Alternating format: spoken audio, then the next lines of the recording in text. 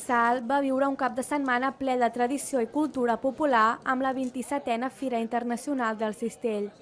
Dedicada enguany a la cistelleria de mar, més de 65 expositors van participar en una edició rècord que va omplir el barri vell d'artesania, tallers i activitats familiars.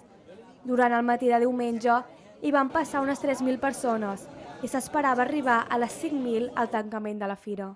Ara mateix ho acabo de preguntar i jo t'he donat el número que m'han donat en el CICRA, que és allà on hi ha tots els premis anteriors i actuals dels premis de cistelleria. I m'han dit que a dia d'ara, en aquest moment, entre 2.600 i 3.000 persones. O sigui que podem estar més que contentes. L'antiga fàbrica de la Gasol es va consolidar com un dels espais centrals, acollint exposicions com Les mans i el cos de l'ofici i 27 cartells, 27 anys de fira, a més del certamen internacional de cistelleria Roser Albó.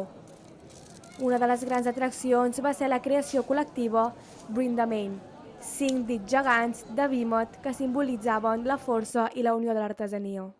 Com cada any també realitzem una peça gegant, amb la col·laboració de tots els cistellers i cistelleres que s'hi volen apuntar, que per tot el gaire possible també.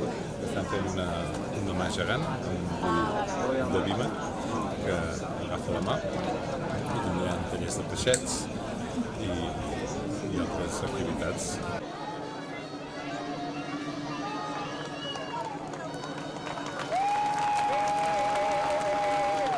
El cap de setmana també va comptar amb la Diada Castellera dels Marrecs de Salt, les Colles de Gràcia i Figueres, així com cercaviles, balls i actuacions musicals.